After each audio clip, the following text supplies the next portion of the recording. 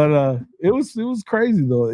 But again, that's what I'm saying. I'm not even sitting here. I'm not gonna just look. Is it a bad look for a school if you get the guy hurt again? Absolutely. Do I think that he probably should have been out there? Probably not. But they were trying to win a playoff game, and I can see that. I know people are saying that once you put Arch in, he's not coming out. I disagree. I think that if Arch was ready, Arch would already be playing. Yeah. And I don't know that, and he would not be really at this point begging Quinn Ewers to come back.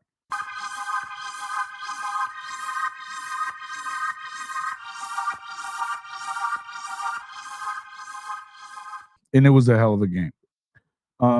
The same thing can probably be said for the next one, the Sugar Bowl between Texas and Washington. Look, folks, I'm not going where some people are, and Coach May. I don't think that this game showed me anything different. I believe that Jaden Daniels won the Heisman because he had one of the great seasons in college football history, running and throwing the ball. But I do think that Penix is absolutely special throwing the football. He drops dimes and I think that Jaden Daniels overall had a better season because he did more things and he was more important to his team to me. That being said, holy shit, man. On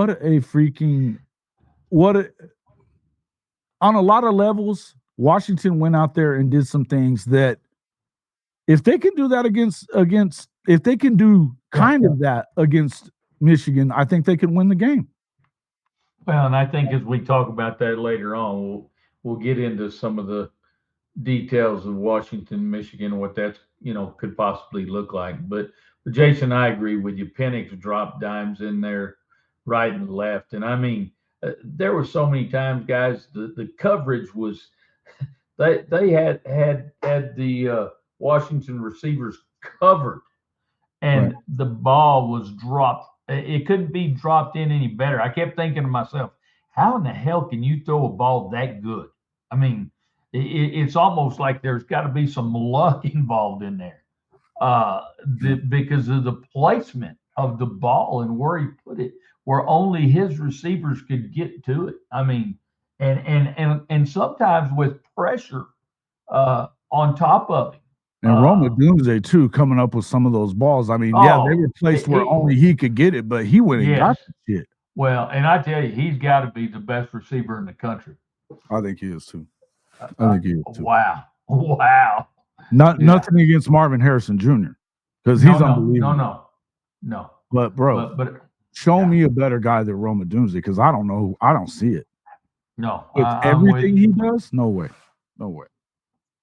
So I couldn't agree with you more. But Penix, and here's the thing, and I on my previous video that I did on the deal the other day, I said I would tell you that I felt like Texas could beat either of the other two teams a lot easier than they were going to beat this team. Right. And the reason for that is we say it all the time, Coach, styles make fights. Styles make fights. And this was the one team that offered something that the other two didn't. You're not going to get either one of those. I mean, look, Alabama, we saw what Jalen Milroe is as a passer. He's just not great at it. No, not his game. He's a dual threat guy that if you take away one of the threats, the other one's going to suffer, man. That's just all there is to it. Yeah. The same probably should be said for McCarthy. Mm-hmm. I think JJ throws it better than Milroe does. Oh, yeah. No doubt. But neither one of those guys were going to test the Texas secondary the way that Michael Penix was. Nowhere close. Agreed. To me, there's just no way that you could have. And then the other part is that, look, a lot of people, the other thing that I said, this team has the best offensive line, which is also a problem because as good as Texas's D-line is, they're not going to get to this guy. If they just run enough to whether or not they freaking get a lot of yardage out of it or not, if they run enough to keep you honest, you're screwed because you're not going to get to Penix. No, you are not. And if you don't get to his ass, you saw what happened. Coach, tell me what you saw in this thing. Well, I mean, he's gonna beat you if he doesn't beat you throwing the ball, and if he's got, he sat back there several times, Jason, with all kinds of time. Yeah. I mean, and when you give him that kind of time, he's gonna tear your ass up. He was, but he's also, when he needs to be, he's a good runner. And he will also beat you with his legs, especially to go get those first downs. He's going to go get those crucial first downs if the passing game breaks down. But it didn't break down very many times. Right. I mean, it did a few times, but he made a few runs, but he made a few timely runs that matter too. Shotty, we want you to come in here with your damn opinion if you want to. Come on, Shotty. So I'm going to drop that link for you real quick. So hop in. Hey, Bishop Frank, welcome to the show. Lone Wolf, John Robinson, Kim, of course, glad to see you in here. Yeah, Professor, there's the Professor. You can jump in if you want to, Professor. Come on, man. Working, but Robbie, again, thanks for everybody for coming in. Alan Woody, good to see you. John Robinson, just saw you in here too. Yeah, good stuff. All right. Yeah, look, but and I think you're right here, Shawty, but here's the thing. Why should we believe that Michigan's front is going to get any more than what Texas did? Because Texas came in as they have one of the best defensive lines in the country. They didn't rattle him at all. No. They didn't rattle him at all. They weren't able to. He was cool, calm, and collected. He was, man. He was. As a matter of fact, I've got to say this. Number one, I think maybe too cool, calm, and collected late in the game, and I'm not sure that Washington just didn't feel like they had the game won. Yeah. Late in the ball game, and they throw that little trickery play that they have in there. They ran it, I think, twice during the game, where throwback and that kind of stuff. But they got a little complacent there at the end of the game, and had to give the ball back to Texas, and then that's a whole different story, and all the things that took place there at the end of the game that even gave Texas a chance to be in it, because they had almost a minute to drive the ball down the field, which they should have had about 20 seconds to drive the ball down the field. But I think they did get a little complacent. I think, it was almost like, we're talking about Penix being cool, calm, and collected. It was almost like there was too much cool going on. And I think that hurt them down the stretch. And you know what, guys, Texas could have beat them. I mean, let's face it. They could have won that ball game. Not taking a knee there. I don't understand that shit. I don't know what you guys were doing or what. I know they needed to get one first down or whatever. I mean, but you could have gotten it. Taking the knee, you could have gotten it a lot further down than where you had it at the end. And you let their asses get all the way down to the freaking goal line. Yeah. I mean, and 12 yards.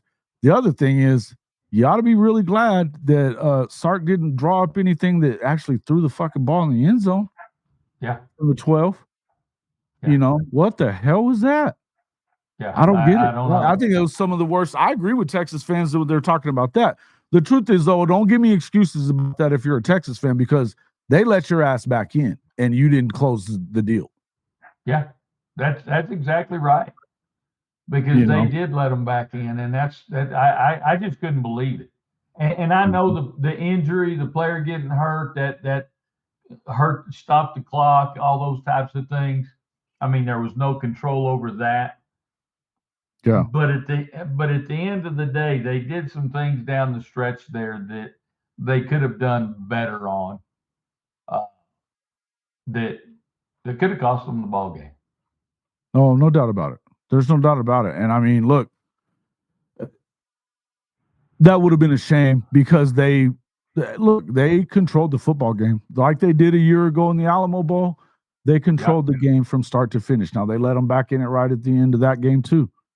Into the third, starting into the fourth, they let them back in there too. But they won the game. Look, exactly. Mac has it right. Texas fans want to act like they were close in the game, but the truth was Washington controlled most of it. And they did. There wasn't ever a time that I felt like Washington was in real trouble until the very end of the game, right? Yeah. There just wasn't really that time. So, yeah, and that last play, Texas was forced to outside the numbers when you know it. Your last play used to be middle of the field too. Yes, and that was the weird thing is you get 2 shots out to the flat.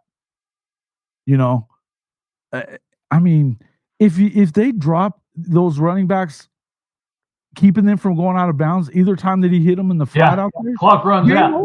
Game over. Yeah, you don't have a way to stop it anymore. I didn't understand those. It makes zero sense to me. If you're gonna make a throw that isn't to the sideline, it has to be at the middle and at the goal line. That way, you either catch it and go in, or you drop it or knock it down, whatever. Right. No way you go anywhere like that, right? Exactly. Yeah, this maybe he was, John. It looked like Sark was still going off of scripted plays at the end. I don't know. I think that Sark struggles to.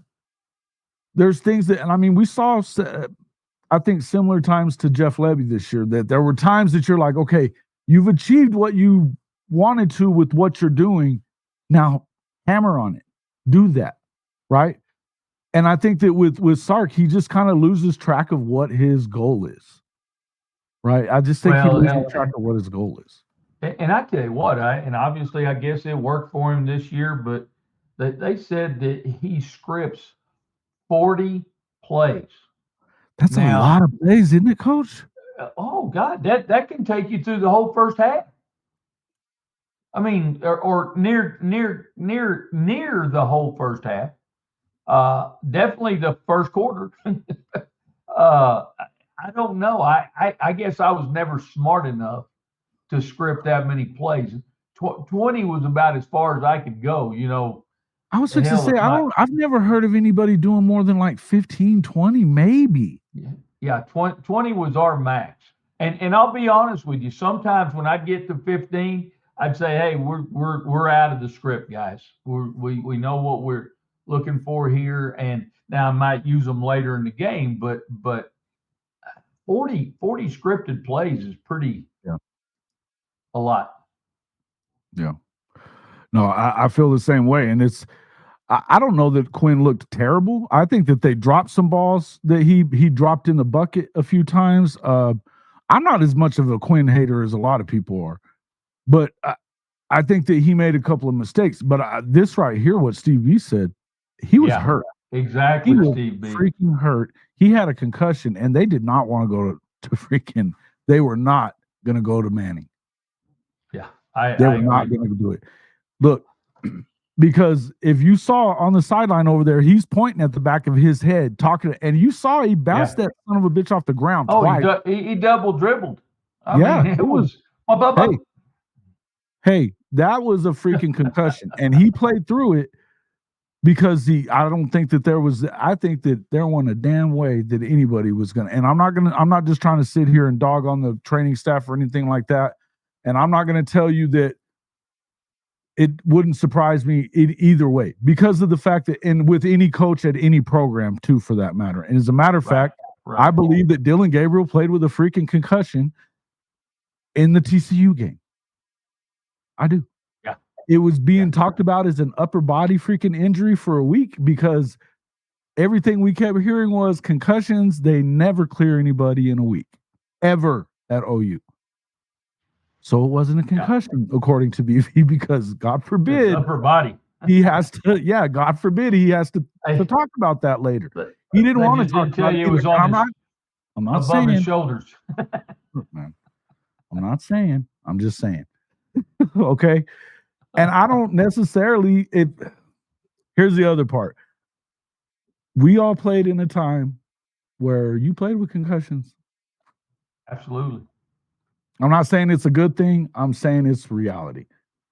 Football players play. That's all there is to it. Football players I play. had a few. Hey, I played the second half of one with it and don't remember the shit. No. But I played the whole second brother. half a couple of times, actually, once at quarterback. Hey, mine was so bad that I was playing safety against Border Bulldogs, and we were both ranked in the top 5 in the state, and we're playing them in the playoffs. And hey, I'm playing safety, and I get the concussion, and I'm lined up. I go line myself up as a nose guard. And the other safety, we were running too deep, and the other safety comes and grabs me by the tail pad and pulls me back into the secondary. Man, one of my best friends, he was my center in the game that I played, and we were playing like Loving's varsity. It was a 9th grade game, and we're playing Loving's varsity, and so it's the 9th grade B game. On the A team, I was a receiver, and the B team, I was the quarterback. And needless to say, the line wasn't as good as the A squad. Okay, but my center was really good. But I got run the hell up all day long. There was a senior that was in my ass from freaking snap one all the way to the end, and literally I got hit on one, and it was a hot route. Like, you know, a hot route is here, throw it. You snap the ball and you throw the shit.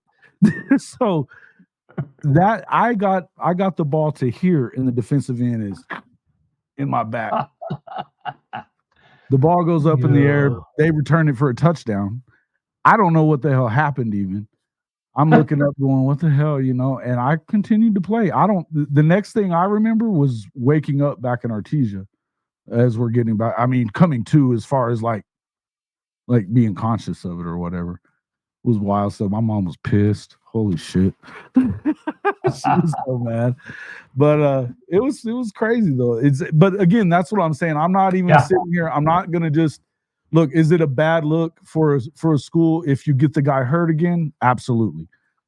Do I think that he probably should have been out there? Probably not. But they were trying to win a playoff game, and I can see that. I know people are saying that once you put Arch in, he's not coming out. I disagree. I think that if Arch was ready, Arch would already be playing. Yeah. Yeah. And I don't know that, and he would not be really at this point begging Quinn Ewers to come back. Right. Because Malik is gone. I don't think he's begging Quinn until Malik decided to leave. Yeah. I don't. Absolutely. No, I agree with you. I agree. Hey, I like what you say there, Sooner Legends. Rub some dirt on it. Rub some freaking dirt on it. Hell yeah.